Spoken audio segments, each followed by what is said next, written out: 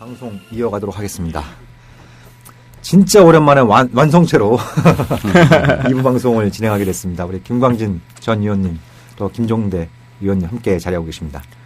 오랜만인데 인사 한마디씩 해주시죠. 예, 반갑습니다. 오늘 열심히 사드에도 좀 배우려고 왔습니다. 자, 미스터 사드 우리 김종대 의원님 또. 이거 무슨 또 사드.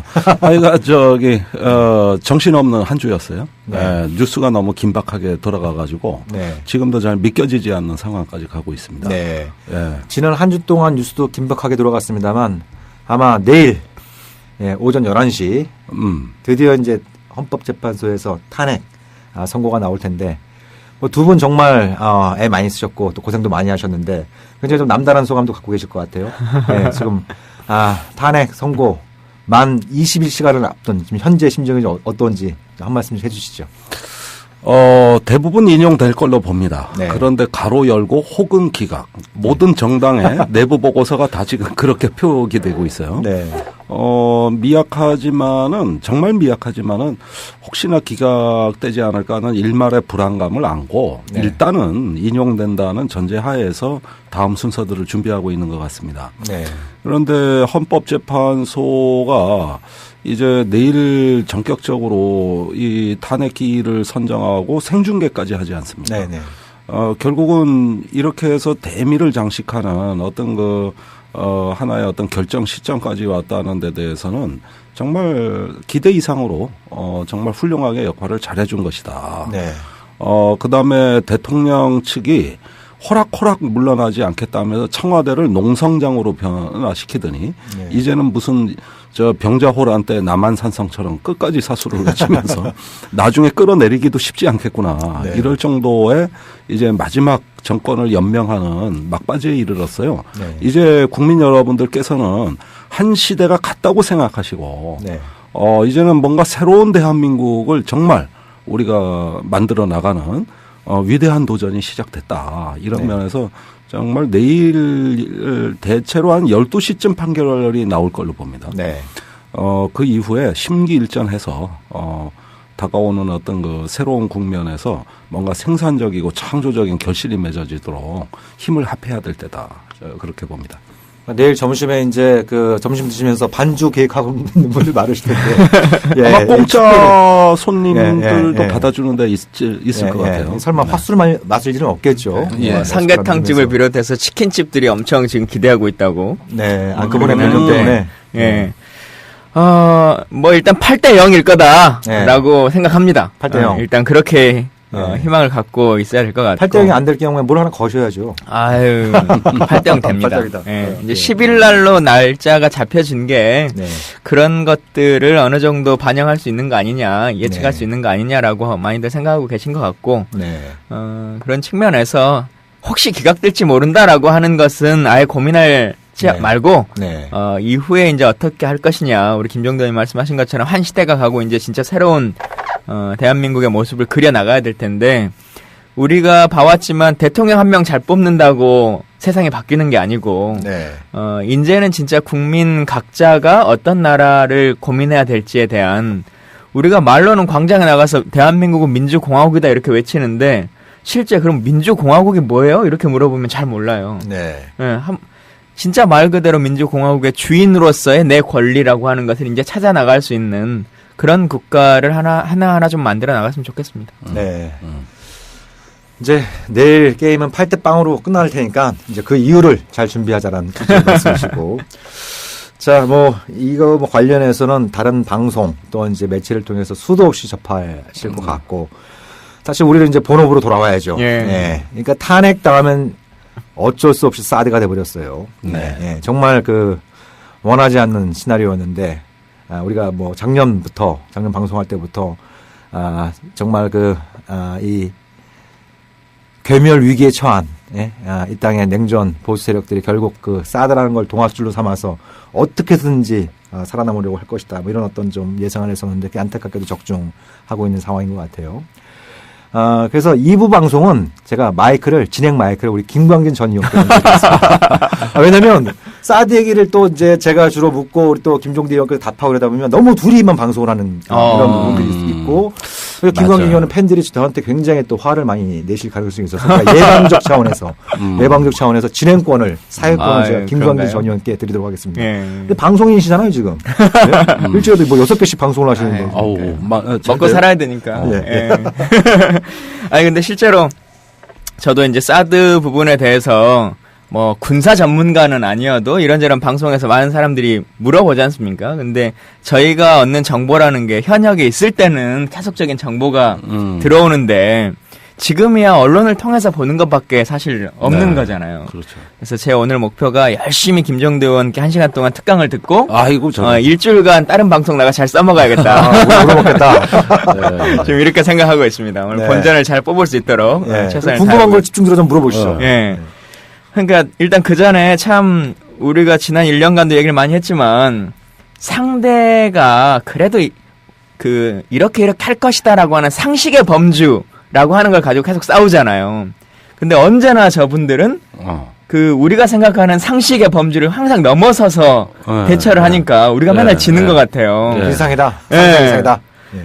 국회에 계시면서 가장 이제 첫 번째로 보면 그 비행기가 날라오고 있는 C-17이 날라오고 있는 동안에도 국회 국방위원회가 열리고 있던 시기였는데 그때 제가 그 속기록을 봤어요. 김종대 의원님이 질문하신 속기록.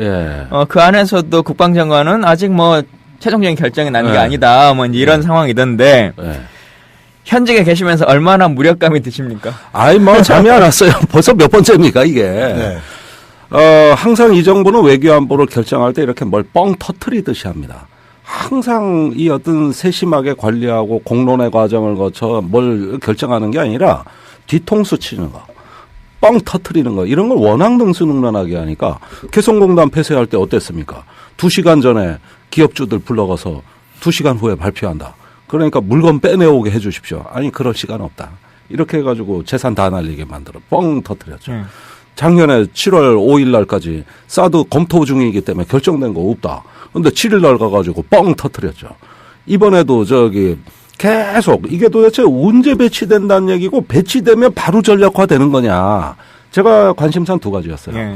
자, 배치라는 것은 기지에 들어온다는 얘기인데 그럼 기지 조성 공사, 환경영향평가, 측량, 기본 설계 아니 내가 보기엔 할 일이 많은데 어떤 목표 시점으로 일을 벌린 거냐. 그러니까 그건 뭐 해봐야 합니다. 답변 드리기가 제한됩니다. 아니 목표 시한도 없냐. 그러면 들어오면 전력화가 바로 군 작전에 투입되는 거냐. 그런데 그것도 여러 단계가 있습니다. 네, 여기서 이제 뭔가 한 가지 좀 의미 있는 답변이 나왔다고 봐요. 이 사드가 작전 운용되는 단계가 여러 단계구나.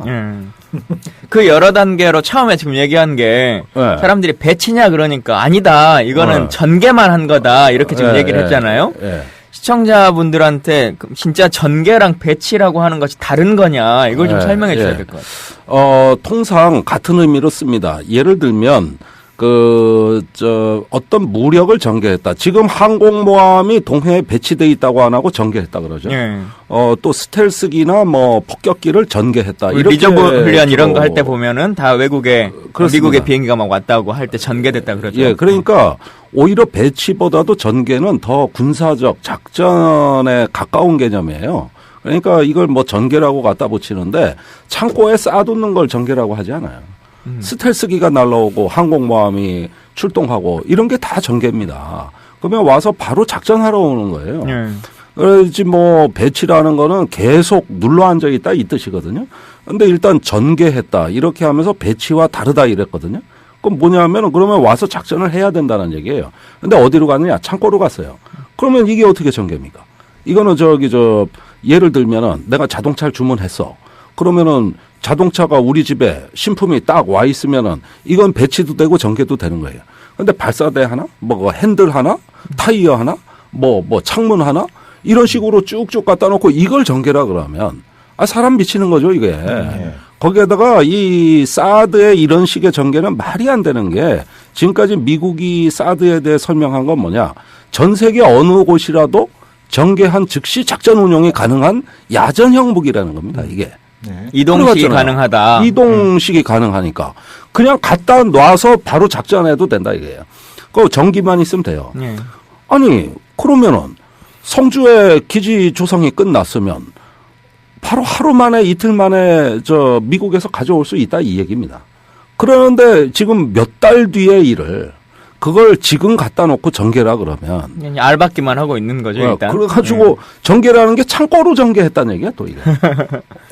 자 일단 창고로. 거기서 집도 다 짓기 전에 일단 뭐 가구하고 침대부터 사놓는 거죠. 그래서 이제 갖다 놓을 데가 없으니까 집이 완공이 안 됐으니까 옆집 창고에 갖다 놓은 거 아닙니까? 그래가지고 이거를 국방이 하는 동안에 완전히 쌩까고 모르쇠로 하다가 그 시간에 이미 미국의 수송기는 오산으로 날아오고 있었어요. 아니 그걸 극도의 보안 속에 철통같이 해가지고 창고에 박아놓고 그 다음날 공개했어요. 아니 그러면은 국방이 와가지고 장관은 계속 국정농단을 했습니다. 국회농단을 한 거예요. 그걸 국방위원들이나 뭐 저희 당을 비롯해서 다른 당들은 이거 사실상 허위 위증이지 않습니까? 네. 이건 문제 제기를 하고 있는 사람들은 없습니까? 없습니다. 사실 굉장히 이제 최근에 야당들이 사드에 대해 갖는 태도는 모호성 그 자체예요. 그래서 위증으로 이건 문제 삼아야 된다고 제가 기자회견을 했어요. 네. 그런데 이런 걸 야3당이 모여 공조도 하고 대책도 논의해야 되는데 지금 어쩐 일인지 큰 야당들은 한편으로 당했다 하는 생각은 갖고 있지만 그렇다고 어떻게 이것을 대처해야 된다는 데 대해서는 의견이 모아지질 않아요. 개별 의원들을 만나면 다 붕괴하고 있어요. 그런데 뭐 어쩔 수 없는 거 아니야? 이런 식의 체념적 인식이 있다 이겁니다. 그러니까 보면 국민의당은 당론인지 아닌지 잘 모르는 게 아무튼 당론이라는 게 아직도 남아있는 거고 더불어민주당은 당론을 뭐 채택하겠다고 약속을 했지만 그건 아직도 못 지키고 있는 상황에서 3명의 대선 후보가 또 쌓아야 되는 입장이 또 제각각이고 그러니까 뭔가 지금 신속한 대응이 불가능한 그런 구조인 셈인 거잖아요.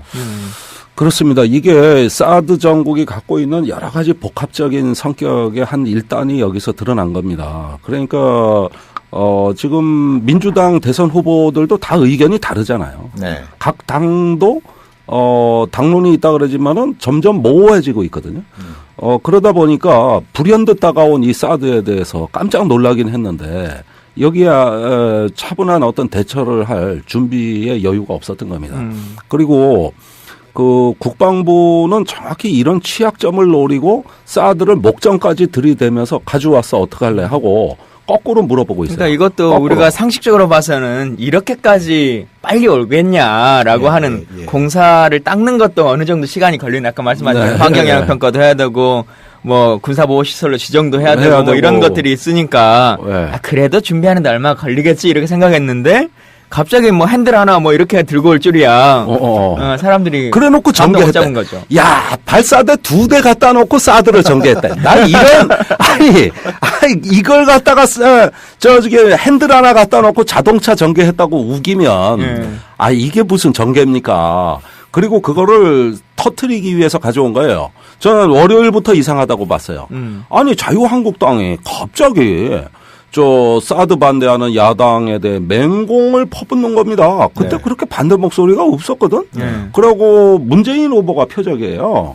그래서 막 그냥 사드에 대한 입장 밝혀라 그래서 월요일 날 아니 왜 저러지? 그 화요일 날 의원총회를 하는데 자유한국당 동향이 온통 사드더라고. 아니 갑자기 왜 이러지? 그래서 이상하다 생각했어요. 그런데 그날 밤에 온 거 아닙니까? 그러니까 저는 새누리당은 알고 있었다고 봐요. 자유한국당은. 그러니까 그 부분에 있어서 알고 있었다고 봐. 사람들이 궁금해하는 것이 그러니까 일단 텍사스에서 온 거죠. 텍사스에서 온 것이 공개되는 그 시점에 진짜 발진해서 온 거냐 아니면 훨씬 더 그 전부터 왔을 수도 있느냐라고 하는 거거든요. 그건 알 수가 없습니까? 그러니까 그날 상황을 한번 복기해 볼게요. 대략 텍사스에서 날라오면은 한 군용기니까 한 12시간이라고 칩시다. 그래서 저녁에서 역산을 해 보면은 대략 아침 6시 한국 시간으로 6시에서 10시 사이나 뭐 이렇게 오전에 출발했을 것 같아요. 그런데 그날 아침부터 자유한국당은 오로지 사드만 이야기하고 있었고. 그보다 더 전에 출발했을 리는 없을 것 같습니까? 그런데 그거는 전략자산이고 엄청난 보안과 관리가 요구되는 그야말로 중요자산이 이동하는데 절차를 복잡하게 한다든가 시간을 늘린다는 거는 굉장히 부수적인 문제가 따른다고 봅니다. 미국 문서에 따르면 사드가 이번에도 이제 그래서 이제 선보인 거 아닙니까? C-17 글로벌 마스터라고 하는 이제 수송기가 처음으로 오선에 내린 건데 그게 이제 전용기예요. 쉽게 말씀드리면 사드 수송을 위한 이제 그 뭐 전용기라고 해도 과언이 아닌데 작전 배치 시간은 72시간으로 보는 겁니다. 그러니까 이게 보통 이제 텍사스에 있는 포트 블릭스라고 하는 미 육군 훈련장에 배치가 되어 있다가 이게 배치가 필요하다고 판단이 되면 그 시간부터 실제로 전개되는 시간까지를 갖다 72시간으로 보는 거예요. 그러면 이미 실제로 비행 시간은 뭐 한 10몇 시간이 걸렸겠지만 72시간 전에 한국에 도착하기 72시간 전에 결정이 내려졌다는 겁니다. 결정이 내려져서 수송기가 거기로 가 있고 여러 가지 준비자가 거쳐서 이제 그 시스템 일부를 싣고 여기까지 온 거기 때문에 그러니까 지금 뭐 정부나 일부 언론에서는 북한이 바로 직전에 왜 그 4발의 미사일을 쏘지 않았습니까? 그것 때문에 날라온 것처럼 얘기를 하지만 그건 훨씬 전에 그건 아닙니다. 훨씬 전에 준비가 되어 있었다. 그런데 그날의 긴박한 상황을 보면 이제 비행기가 뜬 순간부터 사건은 시작됐습니다. 아까 말씀드린 그 자유한국당의 난데없는 사드 맹공, 이것이 있고 오후에 이제 황교안 대행하고 트럼프 대통령 간에 통화가 있었어요. 여기서 한미동맹 강화, 사드의 배치의 가속화가 또 이야기됩니다. 그리고 이제 밤에 드디어 손님이 온 것이죠. 도둑같이 왔어요.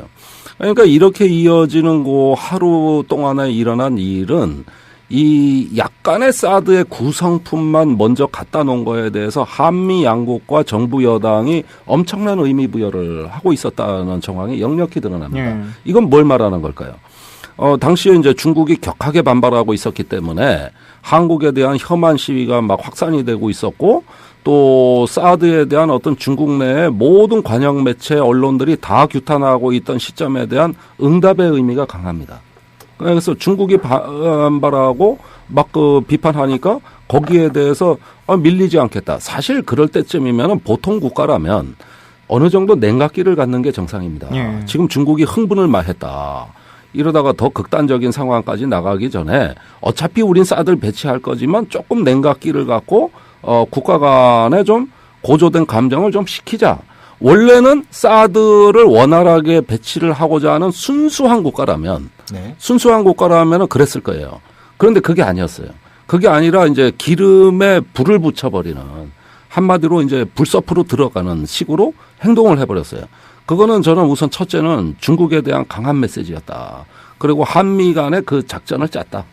그래서 중국이 반발하면 더 쳐버려. 이런 식이죠. 그런 것에다가 국내 정치까지 이제 빨려 들어오기 시작한 겁니다. 그래가지고 사드의 맹공 그러고 들어온 다음 날 화요일 날 국회 본청 앞 계단에서 자유한국당이 플랜카드 펴놓고 사드 환영식을 했어요. 화영식이 아니라 환영식. 난 그것도 보고 무슨 군사무기 들어오는 거 환영식 하는 거 나 처음 봤어. 그래가지고 아무리 봐도 예사롭지 않은 시츄에이션이에요. 정부, 여당 아주 손발이 척척 맞잖아. 미국까지 해가지고. 이거는 엄청난 의미 부여를 한 겁니다. 그래서 그 정옥식 대표 말씀하신 대로 실제 비행 시간 전에 이렇게 한번 이미 인지받았을 것이다.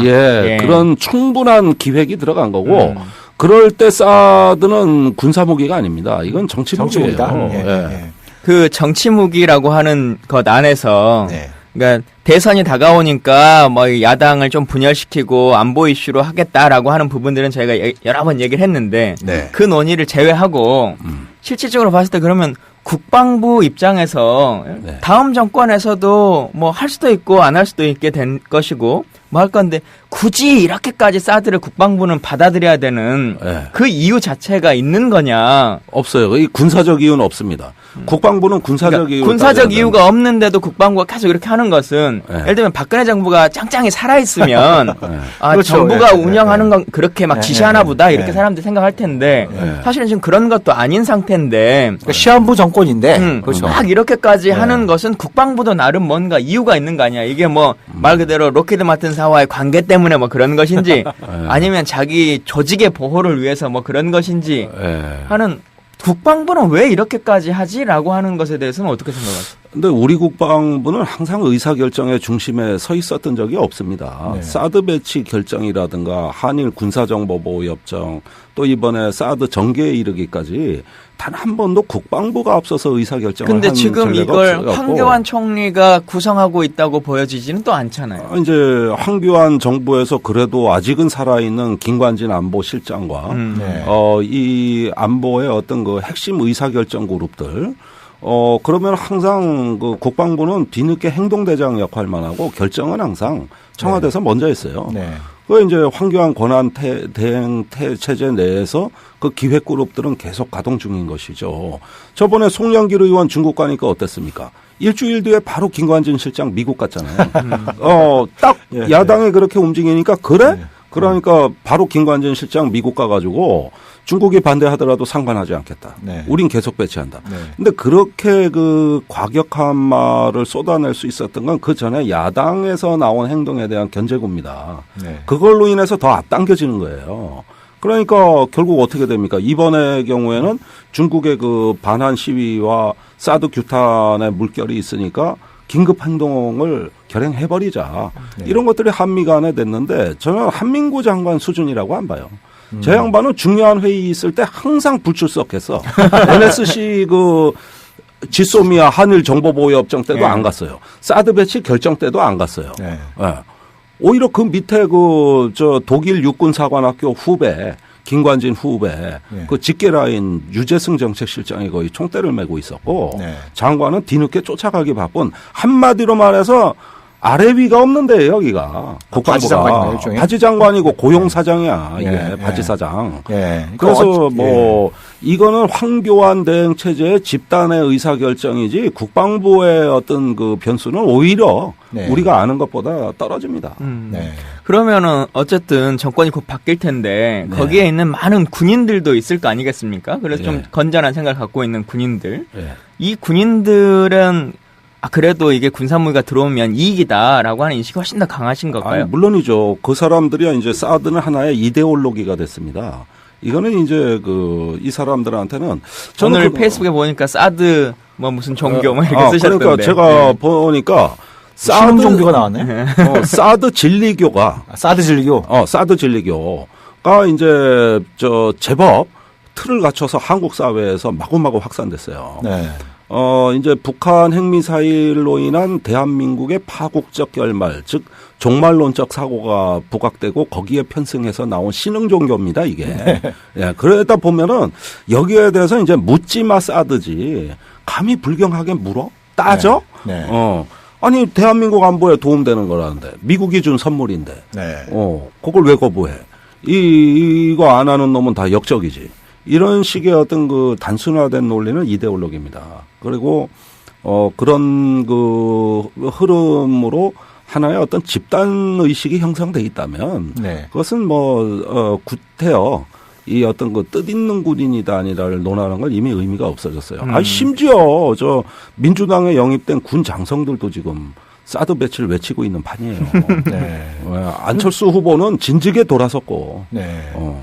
그러면, 그러니까 지금 이제 조금 디테일하게 들어가서 궁금한 것들이 몇 가지가 있잖아요. 지금 사람들이 이제 우리 또 청취자분들이 궁금한 것 중에 하나가, 그러면 지금 또 오산에 갔다 온 거 아니에요? 예.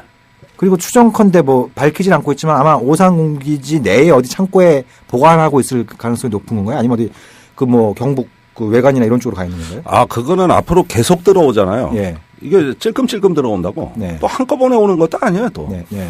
그러면서 그걸 다 이벤트화 할 겁니다. 두고 보십시오. 예. 일종의 살라미 전술이네요.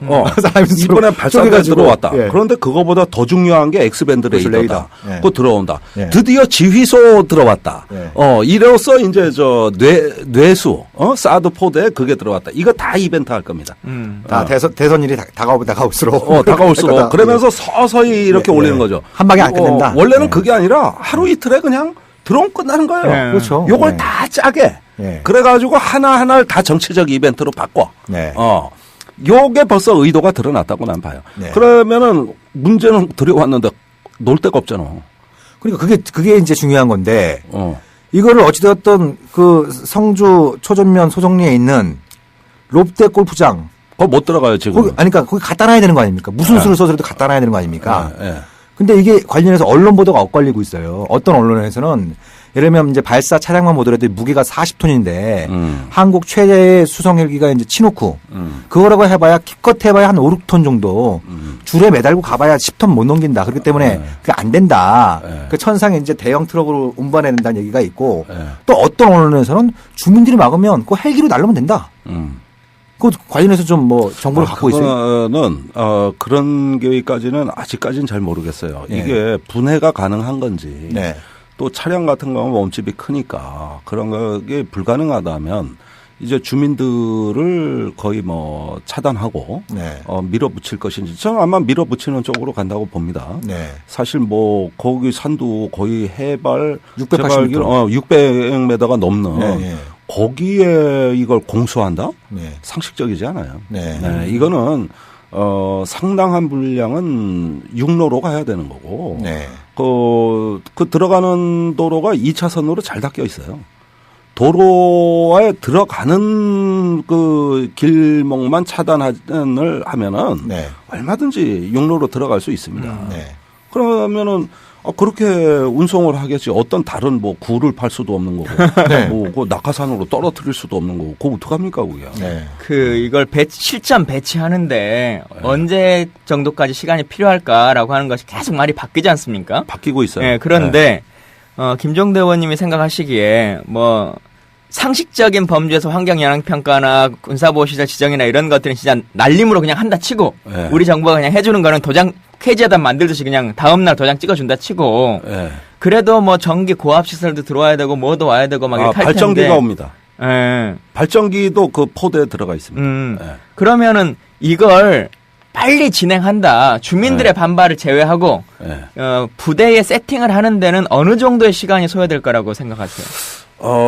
일단 기본 설계를 하는 주체는 한국 정부가 아닙니다. 측량을 하고 기본 설계를 하는 측은 미국입니다. 그렇죠. 우리는 그 기본 설계도에 의해서 시설 공사가 진행되도록 지원하는 의무가 있는 것이지 공여가 된 순간부터는 모든 주체는 미국입니다. 그러면은 미국이 기본 설계를 하고 그걸 갖다가 배치 계획을 세우게 되는 건데 제가 한민구 장관한테 확인한 바로는 그게 아직 안 나왔다는 거고 네. 미국이 언제 줄지 모르겠다는 거예요. 네. 이게 한민구 장관의 답변입니다. 그렇다면 우리 정부는 실제 모를 수가 있어요. 단지 그 4월까지 작전에 투입한다는 거는 그건 뭐냐면 한미 당국의 의지예요, 의지. 그러나 실제 그거를 진행을 하려고 하다 보면 물론 공사 소요는 많지 않다고 이야기는 합니다만 아니 그 정밀 장비를 야적해 놓을 수는 없는 거 아닙니까? 필요할 때는 그 정비 시설이나 보호 시설도 좀 갖춰서 나름대로 뭔가 그럴듯한 기지가 조성이 돼야지 하루 이틀 배치하는 무기도 아니고 네. 아니 이게 왜 시설 공사가 없습니까? 거기에다가 그 군사보호구역 문제만 하도 그렇습니다. 그건 성주군하고 다 협의가 끝나야 선포가 가능한 거지 절차상 국방부 마음대로 할 수 있는 게 아니에요. 네. 거기에다가 군사보호구역 지정하는 게 지금 성주군하고 협의가 들어가 있는데 네. 이 자체가 불법입니다. 우리나라 법령에는 어떻게 되어 있냐 하면은 군의 그 기지의 기본 설계가 나온 다음에 환경영향평가도 할 수 있고 군사보호구역도 지정할 수 있다고 돼 있어요. 지난번 대정부 질문 때 그 질문을 하시는 거잖아요. 네. 네.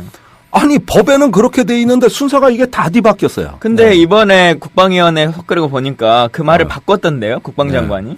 그렇죠. 그러니까 제가 보기엔 그래요. 이 국방부가 사실상 토지를 아직은 미군에게 공여가 안 돼 있어요. 곧 소파 합동위원회를 열어서 토지를 공여하게 됩니다. 그 순간부터 모든 주도권을 미국이 가져가니까 우리는 그냥 앞서서 걸림돌만 다 치워놓고 미국이 빨리빨리 할 수 있게 도와드리자 이 생각 외에는 없는 것 같아요. 네. 여기까지가 한국 국방부의 수준이라고 봐요. 그러니까 자세한 내용을 몰라. 아무리 물어도 모르더라고. 네. 순서도 이상하고. 그런데 그건 그냥 빨리 하려고. 그래서 실제 환경영향평가가 된 것이 아니라 평가를 하기 위한 준비를 했고 군사보호구역을 실제로 지정하는 업무라기보다는 그걸 빨리 하기 위한 준비 과정으로 비춰집니다. 네. 아까 성주 군의 동의가 있어야 된다 이렇게 말씀하셨는데 주민들은 반대를 하는데 지금 성주 군수나 이분들은 입장들이 어떻게 되나요? 이 지금 뭐 군사보호지역 지정 문제에 관해서 성주군이 어떤 입장을 갖고 있는지 기본적으로 사드 배치 자체에 대해서 군수 처음에 성산포대로 한다 할 때는 이제 자기들도 반대를 했다가 이게 골프장으로 옮기기로 하면서 이제 찬성 쪽으로 이제 돌아섰어요. 완전히 돌아섰습니다. 근데 이게 행정구역상 롯데골프장이 김천시가 아니라 성주군에 있거든요. 그렇죠. 근데 인구 밀집적은 김천시에 더 많습니다. 그러니까 또 김천시가 이거 관련해서 직접적으로 행사할 수 있는 관할권이 없는 거죠. 김천시가 바로 골프장의 정상에서 내려다보면 김천 혁신도시가 바로 보이는데 거기에 인구가 한 5만 명 정도 거주하고 있습니다. 반면에 성주는 거기서 골프장에서 17km 떨어진데 성주 읍내가 있는데 여기 거주하는 인구가 2만 4천 명이에요. 그런데 행정구역상으로는 성주군청 관할이지만 그 지리적 여건으로 봤을 땐 누가 뭐래도 김천이 훨씬 예민하게 반응하고 그렇죠. 성주군은 오히려 이런 초전면 골프장으로 기지를 쫓아낸 걸로써 본인들의 일은 다 했다. 이제 빨리빨리 갖다 놔라. 그 입장이에요. 그러니까 성주군청이나는 그런 생각을 갖고 있는데 지금도 성주군청 앞에서는 성주 주민들이 지금도 촛불 집회를 하고 있거든요. 그러니까 이분들은 지금도 제가 어제 말씀드려보니까 한 200명 정도 모여서 지금도 하고 계시는 거예요. 그러니까 성주 대체위가 해산된 게 아닙니다. 이분들은 처음엔 성산포대를 막기 위해서 모였지만 그게 롯데골프장으로 부지가 옮겨진 이후에도 계속 하고 있는 거죠. 그거는 성주는 물론이고 롯데골프장이든 성산포대는 관계없이 대한민국 어디에도 쌓아두는 안 된다라는. 아니 근데 어쨌든 기본적으로 군수가 그 도장에 동의를 해주냐 마냐가 또 있으니까. 저는 동의할 걸로 봅니다. 이미 그렇게 하려고 지난해부터 방향을 다 잡아놓은 상태예요. 그러니까 또 이제 몇 가지 보상책 이런 거 꺼내겠죠. 그래서 이제 또 주민들 또 이간시키고 분열시키고 이러면서 그걸 이제 또 지역 주민들 사이의 갈등으로 변질시키는 이런 형태의 어떤 가능성이 사실 지금 시기에 국민들이 가장 관심 있는 부분은 이제 내일 결정이 나고 나면 60일 후에 대통령이 바뀔 텐데 그러고 나서 이렇게 그 전까지만 해도 며칠 전까지만 해도 논의 중이고 아직 그래도 배치하려면 4월 5월쯤 되면 그때는 아직 이제 신임 대통령이 결정할 수 있지 않을까라고 하는 생각이었단 말이에요. 근데 일단 핸들이든 바퀴든 뭐가 왔어요. 계속 올 것 같고. 그렇죠. 그러면 진짜 물릴 수 있느냐 이거죠. 라고 하는 겁니다. 자, 상품을 배달을 했는데 완성품을 만들어 배달할 수가 없으니까 일부 구성품만 보냈어요. 그래가지고 어딘가에 배치를 해놓고 묵혀버리면 어떻게 되느냐. 무심코 포장지를 뜯어버린 겁니다. 반품하기에는 이제 난처한. 그래서 자동차도 그렇잖아요. 열쇠 꽂아서 한번 돌려보는 순간 중고품이에요. 안 그렇습니까? 그리고 한번 타보고 살라고 나는 무심코 그렇게 한번 시승만 했을 뿐인데 벌써 쑤셨으니까 이건 물리려면 페널티 물어야 됩니다. 이런 식으로 엮어 들어가는 거예요. 이런 식으로. 근데 이미 지금 들어오는 것도 중고예요. 미 육군이 쓰던 거예요. 쓰던 거. 텍사스 쓰던 거기 때문에. 근데 우리가 사온 물건은 아니니까 그건 그런다 치고.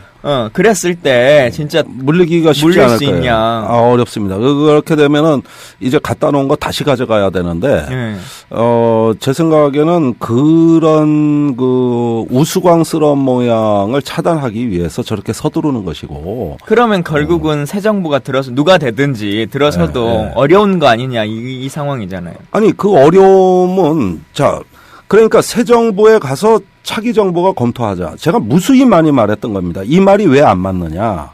그렇게 하려면 지금 막아야 됩니다. 차기 정부에 가가지고 결정하면 때가 늦습니다. 그 차기 정부가 합리적으로 검증하고 검토해서 결정하겠다는 그걸 하기 위해서 지금 배치 반대를 하셔야 되는 겁니다. 안 그러고 가만 놓고 혼란 들어오고 말란 말고 어디 갖다 놓고 이러는데 그거 눈 뜨고 다 보고 있다가 그때 가서 검토를 해가지고 만약에 이런 부분에서 없는 것보다는 그래도 낫다는 식으로 그냥 소극적인 결정이나 해버리면 어떻게 됩니까? 그냥 실제 결정도 못하고 텀태기 쓰는 거예요. 아니 근데 지금도 야권의 후보들이 배치를 반대한다고 선언한다 손 치더라도 국방부는 싫고 올 거잖아요. 그러니까 그 점에서는 사실상 뭐 이것을 완력으로 이렇게 막을 수 있는 방법은 없어요. 그건 엄연한 현실입니다. 이거 어떻게 막습니까? 그러니까 태도라도 분명히 하자 이 얘기지. 뭐 대선 후보가 가가지고 그걸 몸으로 막겠습니까? 아니면은 뭐 법에 고발해서 막겠습니까? 그거 하고 아랑곳 없이 들어오는데.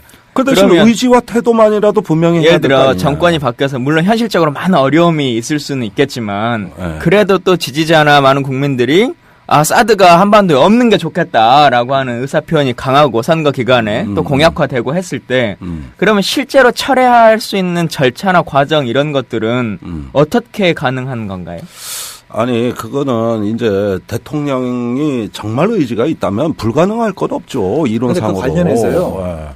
소파 규정이 있어요. 이게 이제 예를 들면 기지 지금 공유가 완료가 안 된 상태죠. 그 절차를 밟기 위해서 굉장히 2달 안에는 되겠죠. 하고 있는 건데 그러면 기지 공유가 예를 들면 기지 공유도 완료가 됐고 대선 전에 그리고 사드 시스템까지도 성주 그 골프장에 배치가 됐다. 그래서 완전히 완료가 됐다. 그럼 완전히 이걸 그 되돌릴 수 있는 방법이 없느냐?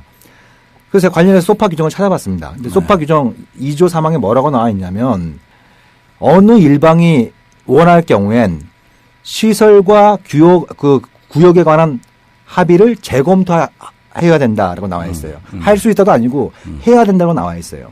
예. 그러니까 끝났어도 차기 한국 정부가 의지를 가지고 이거는 이러저러한 문제가 있기 때문에 재검토를 요하는 문제다. 그래서 소파 합동위원회를 열어서 다시 재검토하자.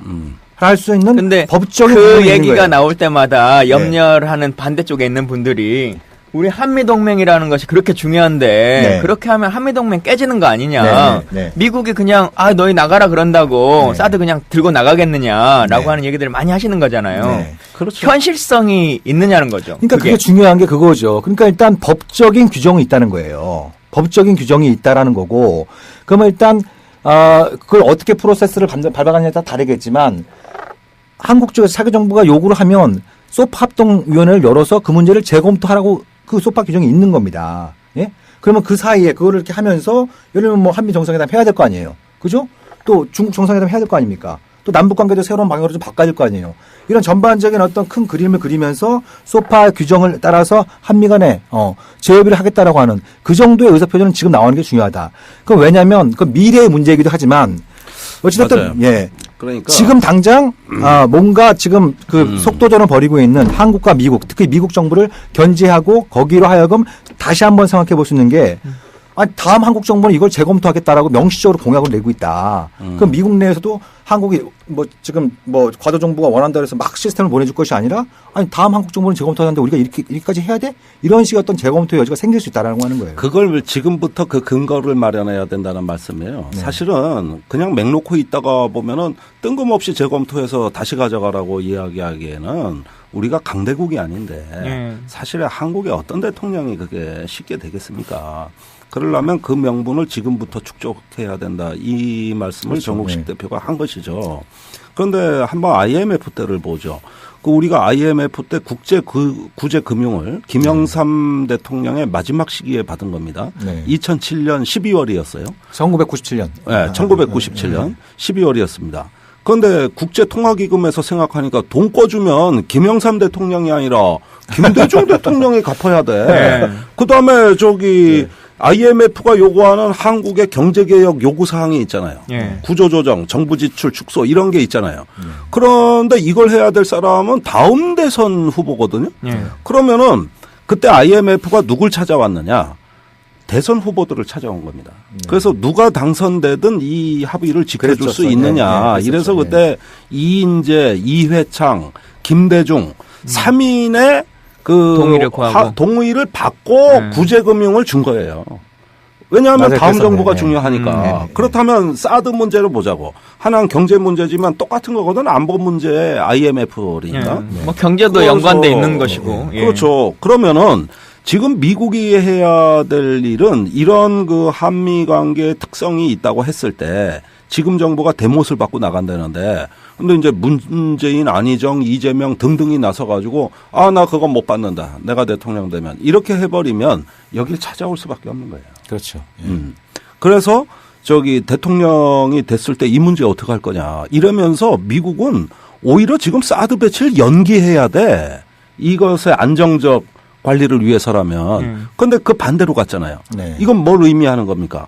한미동맹이 친박동맹이기 때문에 그런 거예요. 이건 한국 정부와 동맹이 아니에요. 네. 정부 대 정부 동맹이 아닌 겁니다. 그거는 집권 세력, 권력자들끼리 그 정치 기획에 맞는 동맹을 해서 주한미군 사령부가 지금 친박 사령부가 돼버렸어요. 다음 정부를 못 믿는다고 대목질하고 알박기 하겠다. 이렇게 되는 게 이게 한미동맹이라 그러면은 아니 무슨 동맹이 뭐 시한부 인생 같이 그러면 박근혜 정부만 하고 말 겁니까? 네, 네. 그러니까 이런 부분에서 지금 대선 후보들이 사실상 어쩔 수 없이 용인한다는 계산이 있은 겁니다.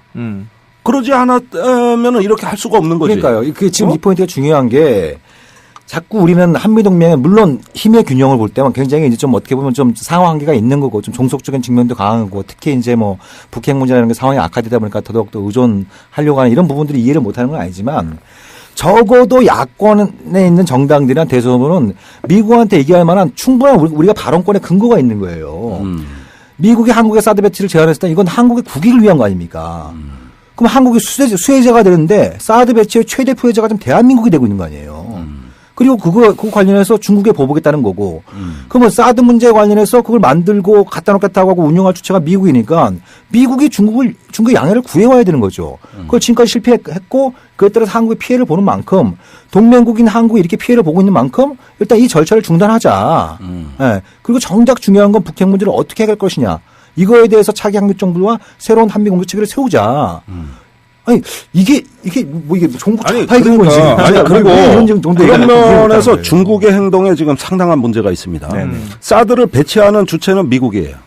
그러면 중국이 이걸 반대한다 그러면은 미국한테 쫓아가서 멱살이라도 잡고 진짜 이렇게 할 거냐 좀 이렇게 따져야 되는데 지금 중국의 행동은 한국의 성주라는 특정 지역만 딱 한정해가지고 들들들들 볶아대고 있단 말이야. 한국 정부만. 네. 그러니까 이거와 관련 없는 사람들이 피해를 보고 있어요. 유학생, 중소상인, 기업. 그러니까 이 사람들은 원래 사드하고는 관계없는 사람들이. 그런데 여기를 자꾸 들들들들들들 볶아. 그래서 나는 중국에 가가지고 대국답지 못하다. 아니 이거는 한미일 MD로 간다는 거 잘 알고 있지 않냐. 알고 있대.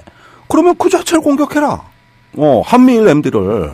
왜 한국의 그 성주 하나만 갖고 한국에 대한 혐오 감정에다가 한국 기업이 불매운동에다가 아니 무슨 쪼잔하게 그거 하나만 하려면 다 하든지 좀 이렇게 해가지고 그거 해야지 너무 감정적이다 이거. 그래가지고 저도 그쪽에다 대고 얘기 많이 했습니다. 그러니까 보니까 미국이나 중국이나 지들끼리는 얘기를 안 해.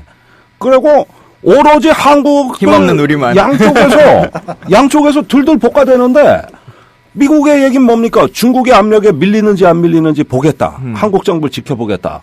이러니까 아이고 저희 안 밀립니다. 신뢰감을 주기 위해서 이렇게 맞장구 쳐주는 거 아니야? 그다음에 중국은 또 한국에 대해 가지고 니들 안보에 도움도 안 되고 백해무익한 거 왜 배치하는지 두고 보겠다. 네. 우리한테 그래가지고 지금 등이 터질 지경이 된 게 이겁니다. 이 강대국들이 우리가 외교를 어떻게 했길래 한국을 전부 개돼지로 보는 거야 이게.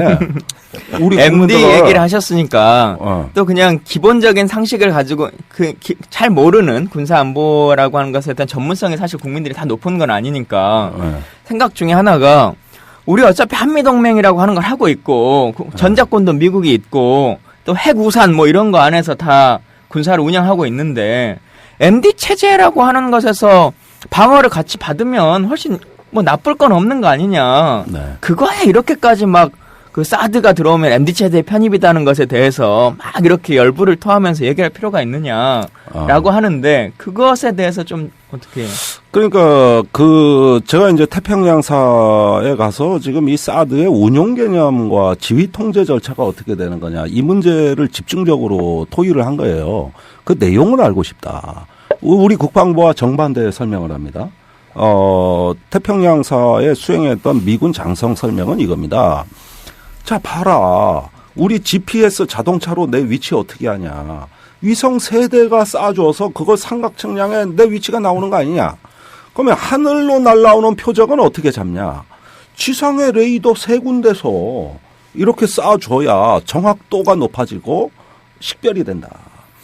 그러면 일본의 X밴드 레이더 2대가 있는데 한국하고 해가지고 이게 같이 탐지하는 거다. 그렇게 하면은 한 8배 정도 정확도와 신뢰도가 높아진대. 이렇게 해서 가는 거다. 그리고 이것만 갖고도 안 되기 때문에 주한미군 사령관 말대로 앞으로 추가 자산이 들어온다. 이지스함, 조기경보기, 정찰기. 이게 들어와서 이 데이터까지도 다 이 하늘로 날아오는 표적을 감시망을 촘촘하게 갖추자는 얘기다. 그러니까 사드는 그 거대한 아키텍처의 한 점, 구성 부분에 불과한 거고 문제는 이 아키텍처 자체가 문제되는 건데 여기서 이제 미사일 방어의 구체적인 상위 이미지가 보이기 시작하더라고. 그러면은 한미일이 전략 자산을 통합해서 이 미사일 방어 공동 작전을 수행하는 체제로 이 대한민국 안보 체제가 바뀐다. 이거예요.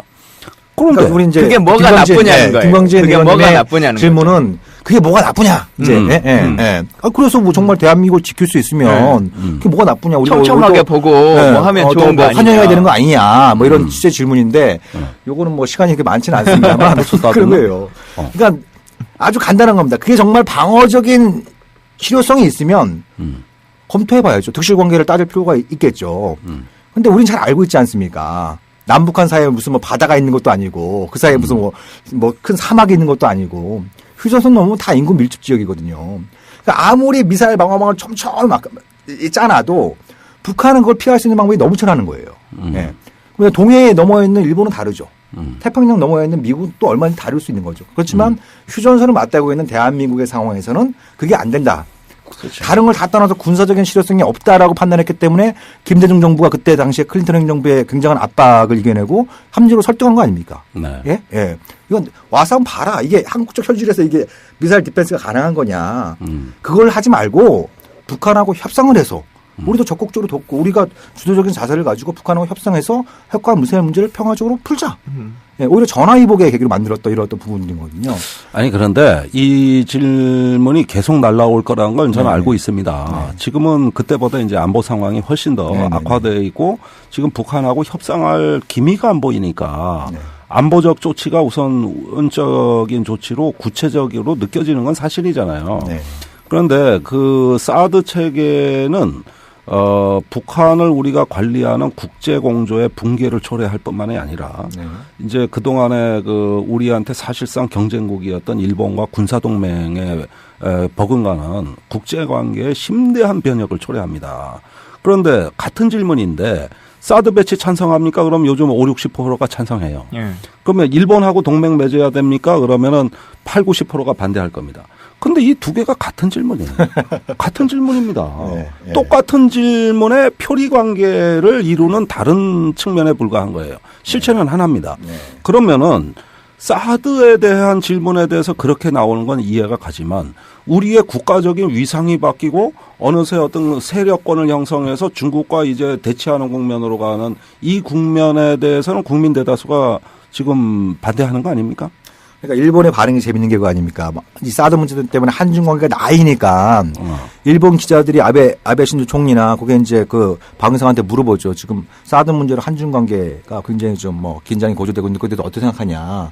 그러면 그건 두 나라 사이의 문제이기 때문에 뭐 우리는 관여할 바는 아니지만 그래도 우리는 사드 배치를 지지한다 그래요. 거기서 끝내야 되는데 그걸 뭐 양자 간의 문제이기 때문에 평화적으로 잘 해결되길 바란다라든지 제3자 멘트는 보통 이렇게 나와야 되잖아요. 근데 양자 간의 문제라고 얘기하면서 그렇지만 우리는 사드 배치를 지지한다 이렇게 얘기를 하는 걸 그걸 환영한다. 뭐 이렇게 나오는 게 지금 말씀하셨던 그런 맥락이 담겨 있는 거죠. 핵심은 그 성주에 배치된 사드 레이더가 일본 방위를 위한 조기 경보 역할을 한다는 겁니다. 그래서 이렇게 사드의 의미를 전략적인 그 본질을 보고 우리가 판단해야 될 문제를 단순화해서 대한민국 방위에 도움이 되냐 안 되냐 이런 식으로만 따져나가면은 여타의 손실 부분 대차대조표가 안 보인다는데 문제가 있는 것이죠. 그리고 무슨 방어 개념이 공격자의 의도가 확정되지도 않았는데 방어 개념을 먼저 확정합니까? 그러면 공격자인 북한 입장에서는 우회해버리면 어떻게 할까요? 소용없는 무기예요. 그러니까 그런 것들은 우리가 북한의 공격 의지를 이 사드로 상쇄할 수가 없는 상황이다 지금. 오히려 북한은 더 진화되고 다양한 미사일 위협을 구사한다. 그랬을 때 안보의 공백은 계속 확대된다. 그렇다면은 북한의 미사일 위협을 상쇄할 수 없는 무기라면 이것은 다른 정치적인 손실이나 이익을 계산해서 결정해도 충분하다. 네. 시간도 있다는 거예요. 네. 네. 아직 실전 배치된 것도 아니고. 그래서 북한의 핵태세와 핵교리에 대한 면밀한 관찰 후에 전체적인 방어 개념을 유연하게 가져가도 늦지 않을 거를 지금 다 확정해버리는 걸로 지금 가고 있다는 게 아주 우매한 군사 전략이고 군사적 합리성이 없다는 거죠. 네. 시간이 없으니까 하나만 또 질문드리면 그 소파 협정상 뭐 기계는 미국이 갖고 오는 거고 네. 우리는 부지를 제공하고 운영비를 뭐 제공한다. 시설과 돼 있잖아요. 그러면 땅이야 뭐 이제 바꿔서 이미 했다 치고 그 이후에 들어가는 우리의 비용은 어느 정도나 되는지 지금 추산이 되고 있습니까? 그거는 사드에 대한 직접적인 운영 비용과 그 장비 자산에 대한 운영은 미국이 됩니다. 그런데 이제 방위비 분담금 중에 연합방위력 증강 항목이 있습니다. CDF라고도 하고요. 또 이제 여러 가지 어떤 군수 지원비라는 또 항목이 있습니다.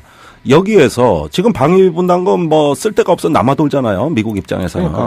그러니까 그런 자금에서 일부 그 운영비를 미국이 충당할 가능성이 높습니다. 제가 보기에는 추가적으로 한국 정부에 예산을 더 달라고 하기보다는 방위비 분담금 자체를 전용할 가능성이 미국이 재량적으로 지출함으로써 재량 지출을 함으로써 그 문제를 해소할 수가 있다. 그러면 이 이후에도 국회 국방이나 이런 쪽에서 관여할 수 있는 여지가 거의 없는 거네요. 법적으로는 없어요. 그 방위비 분담금을 국회에서 관여한 사례가 없습니다. 네, 사실 그것도 굉장히 좀 중요한 문제인데 없습니다. 예, 근데 아무튼 근데 그 1년간 연간 1기의 사드 포대 운영 유지비가 그렇게 많이 안 들어갑니다.